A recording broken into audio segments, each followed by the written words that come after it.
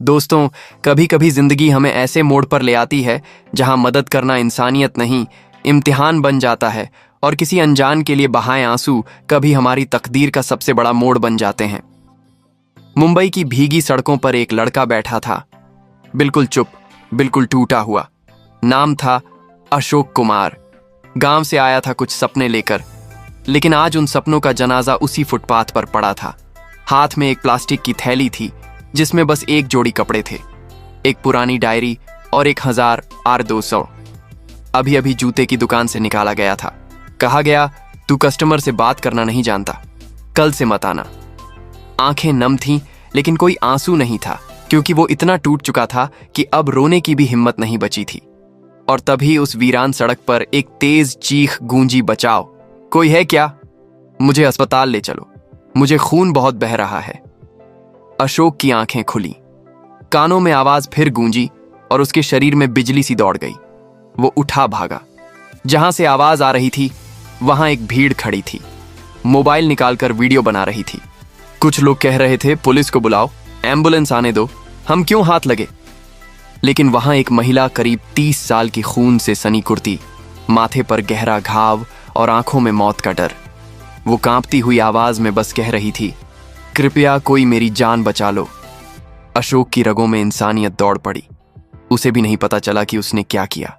वो घुटनों के बल उसके पास पहुंचा, रुमाल निकालकर उसके घाव पर बांधा, कंधे पर उठाया और एक ऑटो रुकवाया। ऑटो वाले ने पूछा, भाई साहब, ये तो पुलिस केस लग रहा है। मैं नहीं। अशोक ने आंखों में आंसू ली कहा, भाई, अगर तेरी बहन होती तो भी माना करता क्या। और फिर बिना सोचे वो महिला को गोद में उठाकर ऑटो में बैठा लिया। ऑटो भाग रहा था। रास्ते भर महिला की आंखें बार बार बंद हो रही थीं। अशोक हर बार कहता, आंखें बंद मत करना मैडम, तुम ठीक हो जाओगी, हिम्मत रखो, बस 2 मिनट। और जब वो अस्पताल पहुंचा तब तक उसकी शर्ट खून से सन चुकी थी। डॉक्टरों को चिल्लाकर बुलाया, इमरजेंसी है, खून बहुत बह गया है, जल्दी कीजिए। डॉक्टर दौड़े, स्ट्रेचर आया, उसे इमरजेंसी वार्ड में ले जाया गया। अशोक वहीं बेंच पर बैठा, भीगा हुआ, डर के मारे कांपता हुआ, लेकिन संतुष्ट कि आज उसने किसी की जिंदगी को बचाने की कोशिश की है। डॉक्टर बाहर आया और कहा, अगर 1 मिनट भी देर होती तो शायद जान नहीं बचती। सिर में गहरा घाव है, 11 टांके लगेंगे और एक पैर भी टूट चुका है। अशोक के चेहरे पर हल्की राहत थी, लेकिन जब दवाइयों की लिस्ट दी गई तो उसने जेब से 1000 R200 निकाले और सब कुछ उसी पर खर्च कर दिया। उस रात अस्पताल की वेटिंग चेयर पर बैठा वो लड़का, जिसके पास खुद रहने की जगह नहीं थी, वो किसी अजनबी की देखभाल कर रहा था। 3 घंटे बीते। रात के 2:00 बजे महिला को सामान्य वार्ड में शिफ्ट किया गया। जब उसकी आंखें खुली तो सामने वही चेहरा था जो उसे गोद में लेकर दौड़ता हुआ आया था। तुम कौन हो? उसकी आवाज बेहद धीमी थी। अशोक हिचकिचाया, मैं कुछ नहीं मैडम, बस एक राहगीर जो वक्त पर आपके पास पहुंच गया। महिला की आंखों से एक आंसू बह गया। तुमने मेरी जान बचाई है। अशोक सिर झुकाकर बोला, जान बचाना मेरा फर्ज था, अब देखभाल करना भी। आप अकेली तो नहीं ना? वो चुप हो गई, फिर बोली, मेरा कोई नहीं है इस शहर में, पति लंदन में है, उनसे भी संपर्क नहीं हो पा रहा। अगर तुम सुबह तक रुक जाओ तो। अशोक कुछ कह नहीं पाया, बस सिर हिला दिया। और उसी रात जब वो महिला आंखें मूंद कर सोई तो शायद पहली बार किसी अजनबी के सामने एक अनदेखा रिश्ता चुपचाप जन्म ले चुका था। और वहीं से उस रिश्ते की कहानी शुरू हुई, जो खून का नहीं था, लेकिन जान से भी बढ़कर साबित हुआ। सुबह की पहली किरण खिड़की से झांक रही थी, लेकिन अस्पताल के उस छोटे से कमरे में जो रोशनी थी वो एक इंसान की मौजूदगी की थी। वो इंसान अशोक, जो रात भर एक अजनबी के पास बैठा रहा, उसके हर सांस की धड़कन को जैसे अपनी धड़कन बना लिया था। संगीता की आंखें खुलीं। उसने खुद को सर से पैर तक पट्टियों में जकड़ा पाया, लेकिन जब उसने देखा कि कोई उसके पास बैठा है, आंखों में जागा हुआ पर थका नहीं, तो वो फिर फुसफुसाई, तुमने मुझे क्यों बचाया? अशोक ने हल्के से मुस्कुराते हुए कहा, आपकी चीख सुनकर कुछ सोचने का मौका ही नहीं मिला। बस इतना लगा कि अगर उस वक्त मैं न पहुंचता तो खुद को जिंदगी भर माफ नहीं कर पाता। संगीता चुपचाप उसे देखती रही। कई सवाल थे उसकी आंखों में। कौन हो तुम? क्यों इतने अपने हो? क्यों किसी अपने से ज्यादा अपना लगते हो? कुछ देर बाद जब नर्स आई तो उसने कहा, अब मरीज को घर जैसे कपड़े पहनाने होंगे, गाउन बदलना होगा। अशोक जम गया मैडम, अगर आप कहें तो मैं बाहर से कुछ ले आता हूं। संगीता ने थकी मुस्कान के साथ सिर हिलाया। वो बाहर गया, बाजार से एक सादा सी मैक्सी खरीद कर लाया। अपनी जेब के बचे आखिरी पैसों से नर्स ने पूछा, आप क्या लगते हैं इनके? वो चुप रहा कुछ सेकंड, फिर कहा, जाने वाला हूं, क्योंकि अगर वो कहता मैं तो बस एक अजनबी हूं तो शायद डॉक्टर भी शक करते, अस्पताल वाले भी सवाल करते, और वो सारी मदद जो अब तक की थी शायद वही मिट जाती। नर्स ने कहा, तो कपड़े चेंज करवा दीजिए, पर्दा डाल दीजिए। अशोक ने पर्दा खींचा, आंखें झुका लीं और वहीं खड़ा रहा। तभी संगीता ने धीमे से कहा, अगर तुम थोड़ा मदद कर दो तो मैं बदल लूंगी। हाथ हिल नहीं रहे, ग्लूकोज लगा है। अशोक कांपता हुआ उसके पास गया, धीरे से उसका हाथ थामा और जितनी इज्जत, जितनी मर्यादा उसके पास थी, वो सब उसे एक क्षण में उसने संजो दी। कपड़े बदलने के बाद संगीता ने पहली बार अशोक की ओर कुछ और गहराई से देखा। वो कोई नायक नहीं था, कोई अमीर नहीं था, लेकिन उस दिन उसके जैसा इंसान शायद इस धरती पर कोई नहीं था। धीरे धीरे 2 दिन बीत गए।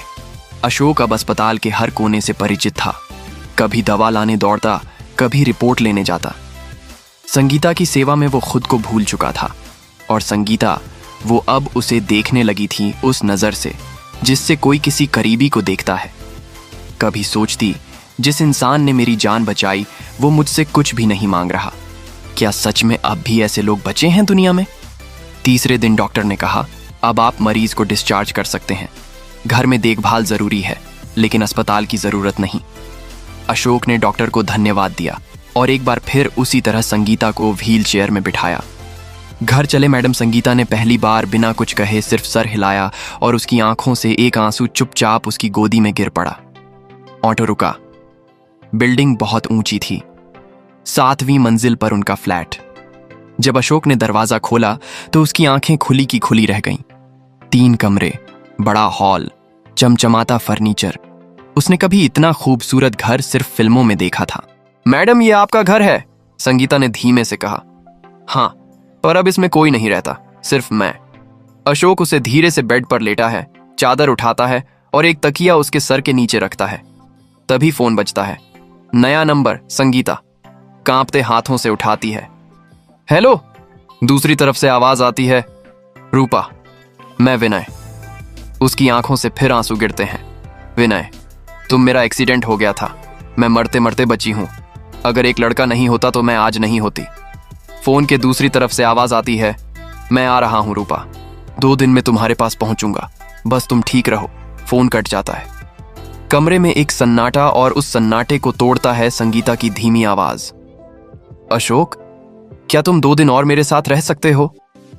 संगीता की वो एक पंक्ति अशोक के भीतर कुछ तोड़ भी गई और कुछ छोड़ भी गई।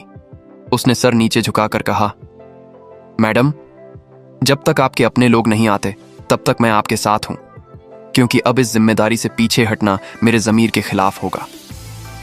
संगीता ने कुछ नहीं कहा, बस एक लंबी सांस ली और आंखें बंद कर लीं। लेकिन उसकी पलकों से बहता वह एक आंसू शायद उस तन्हाई को बहा कर ले जा रहा था जो अब तक उसकी जिंदगी में जमा थी। अगले 2 दिन अशोक ने उस घर को सिर्फ घर नहीं, एक गिरते हुए इंसान के लिए सहारा बना दिया था। सुबह की चाय से लेकर रात की दवाइयां तक, बाथरूम ले जाना, बालों में कंघी करना, खाने में स्वाद पूछना, वो हर छोटी बात पर मुस्कुराता जैसे कह रहा हो, आप फिक्र ना करें, जब तक मैं हूं आप अकेली नहीं हैं। और संगीता अब वो सिर्फ एक घायल महिला नहीं रही थी, अब वो धीरे धीरे एक औरत की तरह अशोक को महसूस करने लगी थी। कभी वो खिड़की के पास बैठी रहती और दूर से किचन में काम करता। अशोक उसे देखता तो सोचती, एक अजनबी होकर इतना सच्चा कैसे हो सकता है, और जिसे मैंने अपना माना वो आज तक नजर तक नहीं आया।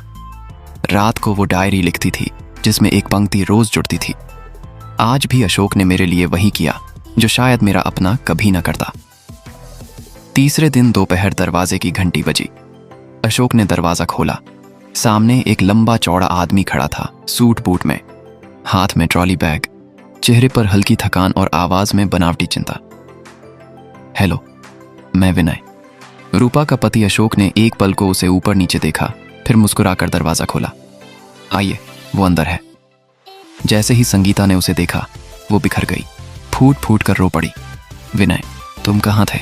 तुम्हें नहीं पता मैं कैसे बची हूँ, किस हालत में थी मैं। और फिर उसने उसे पूरी घटना की कहानी सुनाई। कैसे वो सड़क पर पड़ी थी, कैसे सब लोग मूक दर्शक थे, कैसे अशोक ने उसकी जान बचाई, पैसे खर्च किए, अस्पताल ले गया और 3 दिन तक सेवा की। विनय एकदम शांत रहा, फिर धीरे से अशोक की ओर मुड़ा। थैंक यू अशोक, अगर तुम नहीं होते तो शायद मेरी बीवी आज इस दुनिया में नहीं होती। मैं कभी तुम्हारा एहसान नहीं भूलूंगा। अशोक सर झुकाकर मुस्कुराया। मैंने कोई एहसान नहीं किया सर, बस जो इंसानियत कहती है वो किया। उस दिन घर में सब कुछ सामान्य लग रहा था, लेकिन अशोक के भीतर कुछ उथल पुथल थी। वो चुपचाप बालकनी में बैठा रहा और जैसे ही रात हुई वो खुद को रोक नहीं पाया। धीरे से संगीता के पास आया, कुर्सी खींचकर बैठ गया और कहा, मैडम, अगर आप बुरा ना माने तो मैं एक बात कहना चाहता हूं। जिस दिन आपका एक्सीडेंट हुआ था, उसी दिन मैंने विनय सर को देखा था, उसी जगह पर जहां आप पड़ी थीं। संगीता जैसे जम गई, उसके चेहरे का रंग उड़ गया। क्या क्या कह रहे हो तुम? अशोक की आंखें अब नम थीं, लेकिन आवाज में सच्चाई थी। मैं झूठ क्यों बोलूंगा मैडम, मैं तो आपको जानता तक नहीं था। उस दिन मैं वहीं बैठा था जब आपकी चीख सुनी और भाग कर गया, और तभी उस भीड़ में दूर एक चेहरा देखा, वही चेहरा जो आज दरवाजे पर खड़ा था। संगीता की सांसें भारी हो गईं, उसका दिल धड़कने लगा और दिमाग सुन्न पड़ गया। अशोक, ये जो तुम कह रहे हो, अगर ये सच है तो फिर मेरा सबसे अपना ही मुझे मरते हुए देख रहा था। अशोक कुछ नहीं बोला, बस अपनी नजरें झुका ली। कमरे में सन्नाटा था, बहुत भारी, बहुत चुभता हुआ। संगीता की आंखें डबडबा गईं। तुम जाओ अशोक, मुझे अकेला छोड़ दो, अभी कुछ समझने की हालत में नहीं हूं। अशोक ने एक लंबी सांस ली, फिर कहा, ठीक है मैडम, पर याद रखिएगा, सच को वक्त भले ही लग जाए, पर वो सामने जरूर आता है। और अगर मेरा देखा झूठ साबित हो तो मैं हमेशा के लिए आपकी जिंदगी से चला जाऊंगा। लेकिन अगर वो सच हो तो बस एक बार अपने दिल से पूछ लेना कि सबसे अपना कौन निकला। वो इतना कहकर चला गया। संगीता वहीं बैठी रह गई, हैरान, टूटी हुई, और अब पहली बार उसे अपने पति पर भरोसा नहीं, सवाल उठने लगे थे। संगीता उसी कुर्सी पर बैठी थी जहां अभी कुछ पल पहले अशोक उसके सामने था। वह कुर्सी अब खाली थी, लेकिन सवालों से भरी हुई। क्या वाकई जो अशोक कह रहा था वो सच था? क्या उसका पति, वो इंसान जिससे उसने शादी की, जिसके साथ जिंदगी बिताने का सपना देखा, वो ही उसकी मौत का मूक गवाह था? संगीता की आंखों से आंसू चुपचाप गिरते रहे, लेकिन दिमाग अब जाग चुका था। उसी रात उसने अपनी पुरानी फाइलें निकाली, डॉक्यूमेंट्स, फ्लैट की रजिस्ट्री, अपने पिताजी के भेजे हुए पैसे की रसीदें, हर चीज को एक बार फिर देखने लगी। और तभी उसे वो दिन याद आया जब विनय ने पहली बार शादी के बाद कहा था, रूपा, ये फ्लैट बेच दो लंदन, चलो सब कुछ नए सिरे से शुरू करेंगे। तब उसने मना कर दिया था, ये घर मेरे मम्मी पापा की आखिरी निशानी है, इसे मैं नहीं बेच सकती। और उसके बाद विनय का व्यवहार धीरे धीरे बदलने लगा था, बहाने, दूरी और अंत में विदेश जाना। अब वो सारे टुकड़े एक तस्वीर बनकर उभरने लगे थे। सुबह हुई, संगीता ने जैसे तैसे खुद को समेटा और सबसे पहले अस्पताल फोन किया। वो डॉक्टर से मिली जिसने उसका इलाज किया था। डॉक्टर साहब, क्या उस दिन जब मुझे लाया गया था तो कोई और आया था मेरे साथ? डॉक्टर ने बिना 1 सेकंड की देरी के कहा, अशोक नाम का लड़का था, अकेला था, पूरे केस की जिम्मेदारी उसी ने ली थी, खून से सना हुआ था, लेकिन अपनी परवाह किए बिना बस आपकी जान बचाने में लगा था। अब संगीता को यकीन होने लगा था। वो सीधा थाने गई, सीसीटीवी फुटेज निकलवाने के लिए आवेदन डाला। उसने कहा, मेरे एक्सीडेंट वाले दिन उस गली के कैमरे की फुटेज चाहिए। काफी कोशिशों के बाद 2 फुटेज सामने आए। पहले में सड़क पर तेज रफ्तार से आती कार और एक महिला, यानी वो खुद पैदल जाती हुई। फिर अचानक टक्कर और महिला सड़क पर गिरती है। दूसरे फुटेज में भीड़ इकट्ठा हो रही है और थोड़ी दूरी पर एक आदमी सूट में फोन पर बात करते हुए भगत दिखता है। संगीता के हाथ कांप गए। उसने वीडियो पोस्ट किया, जूम इन किया और चेहरा देखा। वो चेहरा विनय का था। अब शक नहीं रहा, अब वो एक सच बन चुका था। संगीता की सांसें थमने लगी। मेरा पति मेरी जान लेने आया था, जिसे मैंने सबसे ज्यादा चाहा, उसे मेरी मौत से कोई फर्क नहीं पड़ा। उसी शाम उसने अशोक को फोन किया। कहा, अशोक, क्या तुम मेरे घर आ सकते हो? एक बार अशोक कुछ पल चुप रहा, फिर बोला, हाँ मैडम, मैं आता हूं। जब वो आया तो संगीता दरवाजे पर खड़ी थी। उसकी आंखें सूजी हुई थीं, लेकिन अब उनमें आंसू नहीं, आग थीं। अशोक, उसकी आवाज बहुत धीमी लेकिन बहुत मजबूत थी। तुम जो कह रहे थे वो सब सच था। अशोक कुछ नहीं बोला, उसने बस आंखें झुका ली। संगीता ने धीरे से उसकी ओर देखा। जिस इंसान को मैंने अपना सब कुछ समझा, वही मेरी मौत का तमाशा देख रहा था, और जो कभी मेरा कुछ नहीं था। उसने मुझे दोबारा जीना सिखाया। फिर उसने धीमे से कहा, मैं पुलिस में केस दर्ज कर रही हूं। मुझे न्याय चाहिए और उस इंसान की सच्चाई सबके सामने लानी है, लेकिन उस लड़ाई में मुझे तुम्हारा साथ चाहिए। अशोक, क्या तुम मेरे साथ चलोगे? अशोक की आंखें भर आईं। उसने कोई वादा नहीं किया, बस आगे बढ़कर उसके कांपते हाथों को थाम लिया, और उसे हाथों की पकड़ में संगीता को वो ताकत मिली जो उसने अपने पति के साथ भी कभी महसूस नहीं की थी। अगले कुछ दिन पुलिस की जांच, विनय की कॉल डिटेल्स, ड्राइवर अतुल की गिरफ्तारी, सारे राज एक एक करके सामने आते गए। विनय ने पुलिस के सामने कबूल किया, हाँ, मैंने ही उस दिन उसे रास्ते से हटाने की कोशिश की थी, क्योंकि मैं वो फ्लैट और उसकी संपत्ति पाना चाहता था। कोर्ट ने विनय और ड्राइवर दोनों को हिरासत में ले लिया, और वो दिन भी आया जब संगीता कोर्ट के बाहर खड़ी थी। सिर ऊंचा था, कंधे पर अशोक का हाथ था, और उसके दिल में एक आवाज थी, अब मैं टूटी नहीं, अब मैं बनी हूं। सिर्फ इसलिए क्योंकि एक इंसान ने बिना किसी लालच के मेरा हाथ थामा था। वो शाम शहर की सबसे शांत शाम में से थी। कोर्ट का फैसला हो चुका था। विनय और उसका साथी अतुल अब सलाखों के पीछे थे, और संगीता वो अब भी कांपती थी, पर डर से नहीं, बीते हुए दर्द की परछाई से। उस दिन कोर्ट के बाहर जब उसने अशोक की ओर देखा तो बस एक ही बात कह पाई, तुमने मुझे टूटने से नहीं बचाया अशोक, बल्कि मुझे फिर से जीना सिखाया। अशोक की आंखों में भी नमी थी। मैंने बस अपना फर्ज निभाया मैडम, और शायद खुद को थोड़ा सच्चा इंसान बना पाया। कुछ दिन बीते, संगीता अब ठीक हो चुकी थी। जख्म भर रहे थे, बाहर भी और अंदर भी। वो अब धीरे धीरे अपने पुराने फ्लैट में फिर से जीने लगी थी, लेकिन इस बार अकेले नहीं। अशोक अब उसके लिए वो परछाई बन चुका था जो हर वक्त उसके साथ चलती थी, जिसे शब्दों में बांधना मुश्किल था। एक दिन संगीता ने उसे डाइनिंग टेबल पर बैठाया, खुद हाथ से चाय बनाई, उसके कप में डाली और सामने बैठाते हुए कहा, अशोक, तुम अब चले क्यों नहीं जाते? अशोक चौंका। क्या मतलब मैडम? मतलब ये कि अब तुम्हारा काम खत्म हो चुका है। तुमने मुझे बचाया, संभाला, अब तुम्हारा कोई फर्ज नहीं बचता मेरे लिए। अशोक चुप हो गए। उसने बस इतना कहा, सच कहूं मैडम, मैंने कभी किसी उम्मीद से आपके लिए कुछ नहीं किया। बस उस दिन जब आपकी चीख कानों में पड़ी थी, मुझे लगा अगर आज इसे न बचाया तो खुद से नजरें नहीं मिला पाऊंगा। संगीता की आंखें भर आईं और बोली, अशोक, अगर तुम अब चले गए ना, तो मैं दोबारा किसी पर भरोसा नहीं कर पाऊंगी। फिर से अकेली पड़ जाऊंगी, फिर से टूट जाऊंगी। अंदर से तुमने मेरी जान बचाई, मेरा सहारा बने। क्या अब तुम मेरी जिंदगी में सिर्फ एक मदद करने वाले नहीं, बल्कि हमेशा के लिए मेरे जीवन साथी बन सकते हो? अशोक स्तब्ध था। उसकी आंखों में आंसू थे, होंठ कांप रहे थे। मैडम, मैं बहुत गरीब हूं। मेरे पास ना शोहरत है ना पैसे। मैं किसी अमीर के लायक नहीं हूं। संगीता मुस्कुराई। जो इंसान दिल से अमीर होता है, उसके पास दुनिया की सबसे बड़ी दौलत होती है, भरोसा और सच्चाई जो तुमने मुझे दी। उस दिन अशोक ने पहली बार उस हाथ को थामा जिसे उसने हमेशा आदर से देखा था। अब प्यार से थाम लिया। अगले दिन दोनों ने शादी कर ली। शादी कोई शोरगुल वाली नहीं थी, सिर्फ कोर्ट में एक हस्ताक्षर और एक वादा, अब चाहे जो हो जाए हम एक दूसरे का हाथ कभी नहीं छोड़ेंगे। आज उसी फ्लैट में वो दोनों रहते हैं।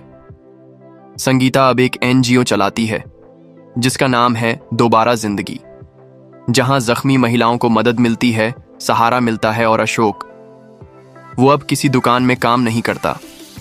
वो उसे एनजीओ का सह संस्थापक है, और हर दिन किसी को उठाते हुए उसे खुद में वही दिन याद आता है जब उसने संगीता को गोद में उठाया था। दोस्तों, कभी कभी एक अनजान मुसाफिर जिंदगी का सबसे सच्चा हमसफर बन जाता है और जिन्हें हम अपना समझते हैं वही सबसे बड़ा धोखा बन जाते हैं। इस कहानी में इंसानियत जीत गई और खुदगर्जी हार गई। अब एक सवाल, अगर आपके साथ ऐसा होता तो क्या आप उस अजनबी इंसान को जीवन साथी बना पाते? क्या भरोसा एक बार टूटने के बाद कभी दोबारा जुड़ सकता है? कमेंट में जरूर बताएं। और अगर ये कहानी आपके दिल को छू गई हो तो वीडियो को लाइक करें। हमारे चैनल ज्ञानी धाम को सब्सक्राइब जरूर करें और इसे उन लोगों तक जरूर पहुंचाएं जो आज भी अपने जख्मों को चुपचाप जी रहे हैं। फिर मिलते हैं एक और सच्ची और दिल छू जाने वाली कहानी के साथ। तब तक के लिए जय हिंद, जय भारत।